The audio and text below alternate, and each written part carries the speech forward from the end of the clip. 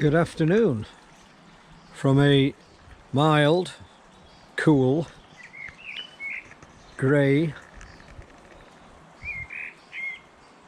Somebody's having a good old sing-song. Got two baby robins, I believe. Cloudy, but it's not raining. Peterborough. So first off, let's have a look at what Kat has got to say. Hi, and good evening everybody from a really lovely, quite sunny Peterborough. But most of this is going to be done in the greenhouse because it's unfortunately just a little bit too windy out there. A little bit cold. So, back from the Koi Talk live show yesterday. And just a quick hi to everybody we've met. Thank you so much for all your really lovely comments. Thanks to everybody who watches our show. We really appreciate that you do. We're doing this for ourselves primarily, but it's just really nice, all the lovely comments that people are enjoying watching it. So it's great.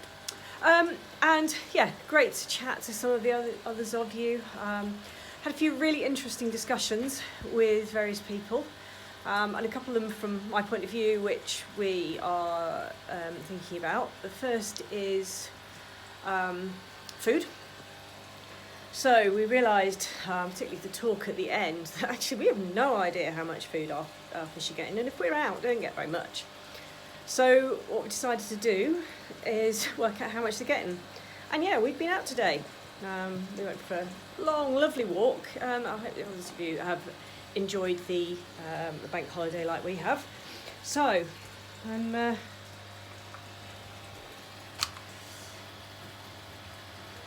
weighing out what we're giving. So we give, I give a handful at a time, Steve gives a handful. Obviously our hands are slightly different sizes, so a slightly different amount. So what we decided was we'd weigh them before we gave the food. We bought some Sakai Hikari growth food, I think it was, yesterday. So far, yeah, the fish aren't really liking it, but actually the fish have decided over the last few days that they love the mealworms. We're going for the mealworms, and the rest of the food that's good for us, I don't think so. We're not bothering with that. So, yeah, we're not weighing the mealworms, obviously, because they are negligible. Yeah, so handful. Oh, everywhere. It's always the way, isn't it? So, yeah, 15 grams. Most of my handfuls are between 15 to 18. And we'll go and give the fish some. See? And as we've said to a few people yesterday, they do eat quite a lot more in the evening. So actually they'll get scared by the food, obviously. See, it's scary food. Scary food. Last handful went in a couple of hours ago. That probably went about an hour ago that we're getting to. And because it's evening, yeah, they'll come up and eat it. So I think that means we have given today, for 20 fish, so that was 15, wasn't it? We have given 62 grams of food, that's it.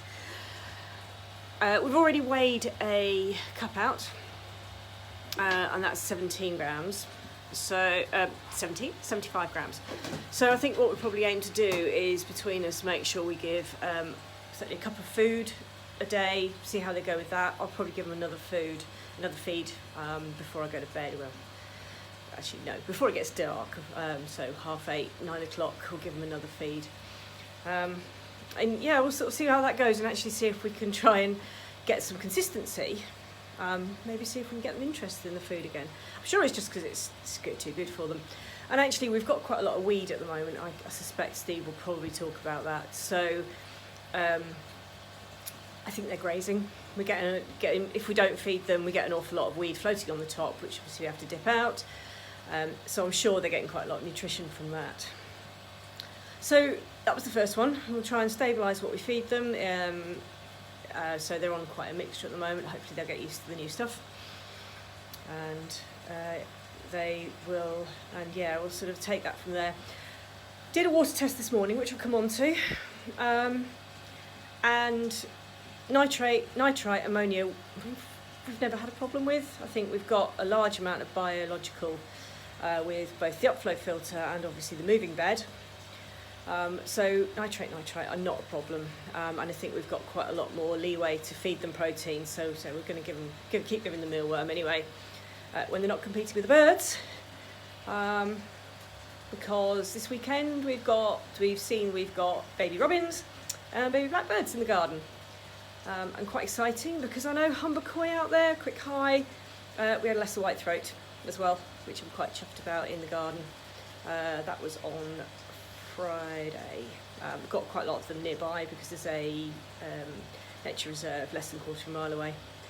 So little warbler, browny grey thing, like most of the little birds around here, but never had one before, so it's quite exciting. Anyway, so that's the first thing from my point of view. And also I have to apologise, I'm doing this on the phone because the camera battery's dead. So, which is, yeah, I don't think any of us had actually considered that if we're going to do a video, we need to have a bit of battery in the camera. So, yeah, fingers crossed this will get uploaded. Anyway, so the second thing to do that we're doing is a water test, again, because they're eating much more in the evening. They are just quite different in the evening, whether it's water temperature. So at the moment we're 17.2. I don't know if you can see that, if the LED display shows. This morning was 16.5 when I did the water test. That was a little bit late, about 9:30 I think it was. So and it was suggested that we check pH in the morning and check it again in the evening. So I'm just about to do that and I'll come back to you. Okay, so results are in. It doesn't take very long. So what was suggested to us that we're having a bit of problem with a pH drop perhaps in the evening, maybe because the fish are eating more during the day and the pH is dropping in the evening. I do usually test in the afternoon, quite often it's slightly late afternoon because by the time I get round to it. pH we run at 8, has been closer to 8.5 occasionally. We only use colorimetry, so there's no exact science to this, it's just my eyeball. So I tested it this morning. It's the first time I've ever done a morning one, I think. And interestingly, it was lower than 8, which is not common. We've had it down near a sort of 7.5. This was somewhere between 7.5 and 8, and I kept the sample in the garage in the dark all day. I don't know how much the colour is lost, but not too much. That's fairly faithful. Now I need to find a way of holding this and a white sheet. So now can you see that? So the one on your right is the this morning, which is quite clearly greener than today's, which is that one. And that's really interesting because that's closer to 8.5, which is what I expect, which is what we normally are. So it's quite nice that we're not getting a pH crash during the day. It's going up slightly more. Maybe that's why they're not that interested in feeding in the morning, I'm not sure. Anyway, so of course I've got to check KH. Now we normally run at 6. We've got very hard water, means we have a lot, sorry about the sun. We have a lot of carbonate. Bicarbonate is what's used as a buffer, I've explained before. It just keeps that, it absorbs the hydrogen ions that cause the pH to drop, the acid. So of course it gets used up. So I thought and interestingly, checking the water this year, it's been about 3, which is not normal for us. Well, certainly last year it wasn't, it was, let's say, up at 6. I put that down to the fact that rain is quite acid, it's got pH 6.5. We've had quite a lot of rain recently. So, yeah, 3, expecting that with over the next couple of weeks, it's going to start rising because, of course, we haven't got the, it's not getting diluted, so this is purely coming from the tap. So I did it this morning, and the KH was, I might put it here, I've got it written down, KH was 5. Alright, so it's actually started to come up already, and that's when did we last have rain? Mid last week, maybe? and it's already starting to come back to normal, or back to what we expect from tap water. I've checked it again today, noting that actually our pH has risen, so you wouldn't expect the bicarb to be used up because there's no more, we're not putting any more acid in. See, it's got a nice yellow colour, which is normal, and it's about 4. Which is just, I wish I knew more about water chemistry other than the real basics. I know the basics as they equate to the human body, but I wish I knew more about water chemistry as it equates to water. Anyway, but I think what that shows the fact that we're not getting a crash. If the pH had stayed the same and the KH had dropped, I would be a little bit worried about it getting more acid, and of course the KH getting used up, but obviously it's still enough to cope. But the pH has actually gone up, so it's not that. But as I said, I wonder if in the morning it's why they're not that interested in food. So if you go and have a look, let's go and see. So how long is it? 5, maybe 10 minutes since.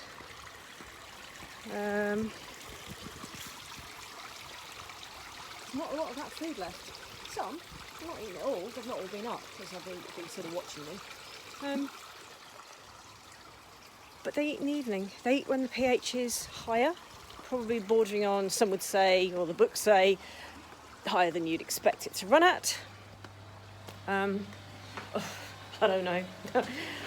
The other thing just to mention from the test this morning was the chloramine. We haven't changed our charcoal for a while. We roll the Big Blue. And as explained on the last one, I've changed the Hanometer. So the first measure with the Hanometer was 0, which I'd expect because it was only a week after we neutralised, or did a neutralisation just in case with the thiosulfate. Next one, a week later, was 5. Yep, that's fine. I'm told reliably that 50 to 60 is what you, because it's parts per billion, is what you worry about. This morning, so 2 weeks after last test, it's 30, which makes me wonder if actually neutralising was the right thing to do, because we are a little bit high on the chloramine, although we've not reached anything to worry about. So we've given the Big Blue a roll this morning, so hopefully any more water that goes in, because of course if we don't get rain, more of the water that goes in is going to have the chloramine in. But hopefully that just means it'll start taking it out. If not, and we'll check again next week, if it's still going up, then it means we're time for some more activated charcoal. I know we've had discussions about bone char. I haven't looked into the water parameters that are coming in from the tap as regards things like metals. I haven't looked this year, but unfortunately it's always a year in arrears. So if there's been a change in it, I won't know till next year. So we need to discuss that if it comes to it. So we'll see what chlorine is next week. So that's a little bit of update for some of you who we were talking to about it yesterday. And thanks very much for the advice. It's given us lots to think about, lots to work on, and I'm going to give them a little bit more food. See you later. Couple of little jobs complete. So thank you, Kat, for your bit. That's Kat's shed repainted. I think it's just the paint that's holding it together. Just got the feeders to fill. So let's have a look down the garden. This is getting very overgrown. You can just about pick out pond residents.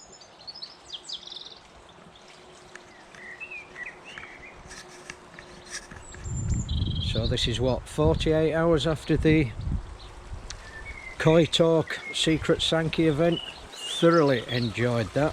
Oh, mind me head on the purple roses. Superb event, loved it. Hopefully they'll have another one.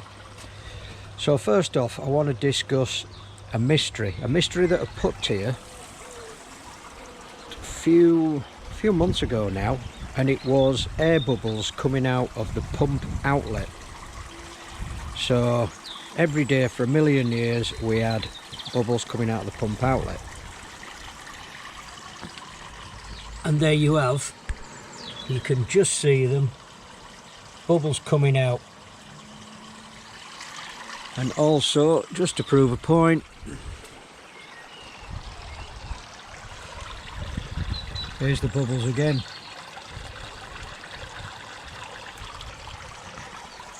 But thankfully, and sadly at the same time, it was a problem that Simon from up north Koi Pond and his investigations into bacterial problems led us to us finding our bubble problem, which I'm going to solve, but it has to be solved like every week.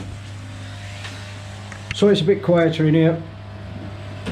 So what we've got in the biological side, sorry if the camera's all over the place, I'm trying to do 2 or 3 things at once. Inside the biological chamber is an air dome and also a pump outlet. Excuse me, sorry about the shaky camera. There we go. So I'll just point. So underneath this area is a slotted screen to prevent the micro K1 from entering the outlet of the 2 pumps, which are this one and this one. Now what we tried to do quite some time ago when we were having this, and currently having this energy crisis, is to try and run this air dome and this air dome with the same pump. Now that did seem to work on the surface, but it didn't, and created a problem. So this now runs off 1 pump and this runs off 1 pump.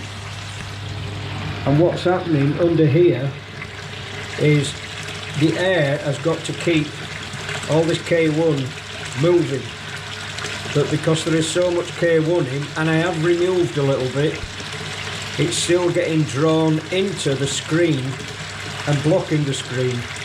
So basically the pumps are working overtime trying to draw water and now air through the system.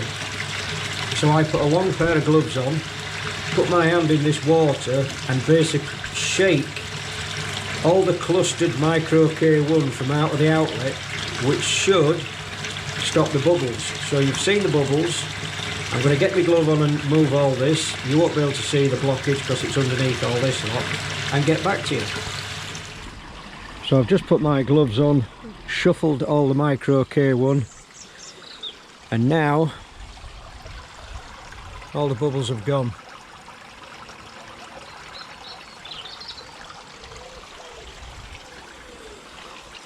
And as a consequence we get a load of rubbish discharged into the water. The fish find it highly amusing. They're all looking good, all looking good.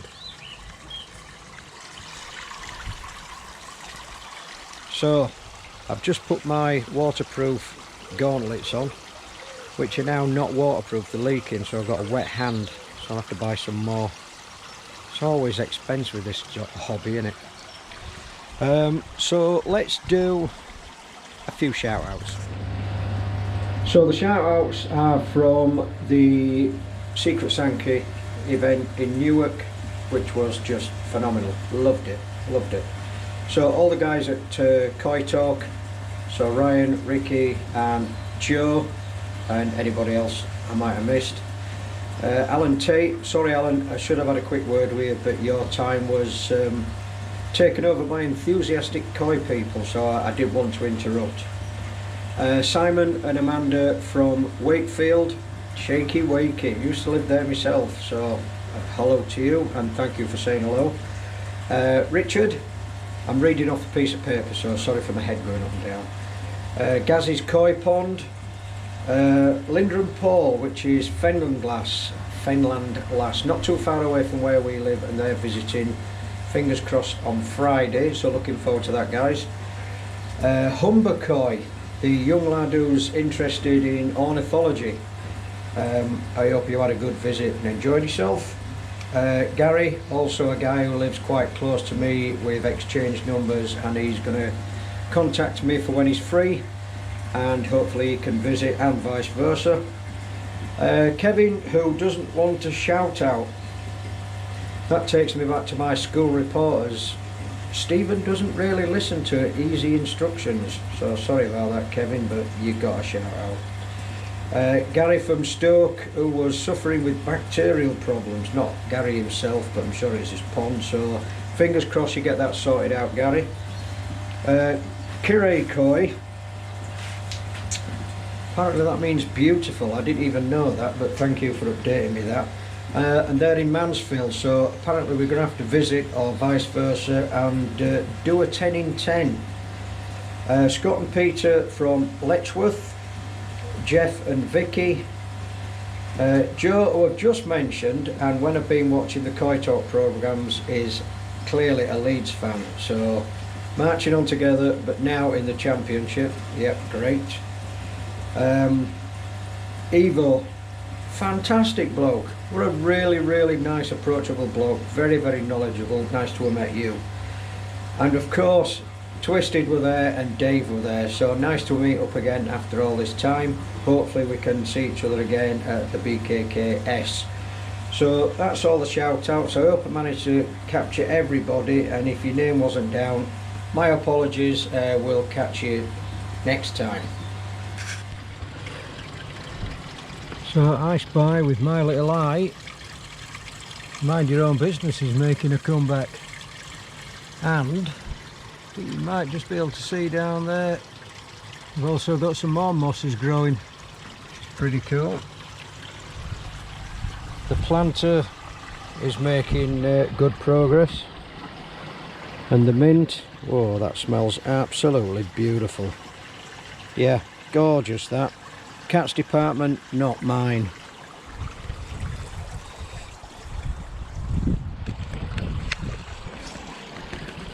Right, before I forget, special thanks to Lee Hadfield. Never a dull moment when you're with that guy. We had a discussion about water parameters, so I do thank you for your time, Lee. And also Crafty Koi, making good inroads with his new venture at Perfect Aquatics. So make sure, if you're in the area or not in the area, have a day trip out and go see Crafty. I'll be going down there on the 8th, yeah, a week, Thursday, 8th of June. I'll be having a little drive down there. Got a little project on myself. So just going back to the fish, what we were discussing about water parameters is the daily changes in pH levels and how they can have an effect on the fish. So first thing on the morning, our fish are quite calm. They probably haven't eaten anything during the night if they're just all grazing off the side. No food has gone in and everything seems settled. By the end of the day, evening time, when they're absolutely starving and they're piling on, any food that goes in, they're just piling on and trying to get to it, and then the flicking and flashing starts.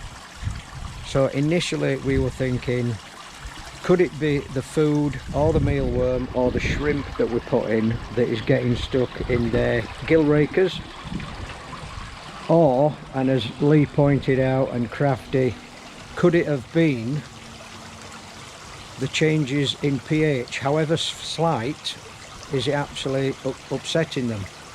So I've taken 11 out of the 20 fish out over a period of time and done 14 scrapes and found nothing at all. The underside, even though they're flicking occasionally, is unmarked. There's no pink, there's no reddening, there's no scales missing, nothing. So currently Kat is in charge of water chemistry, because that's all witchcraft and voodoo, that's what Kat does. So she's going to be doing that. So hopefully when she gets back from Leicester tonight, she'll be doing another pH check to see what we get.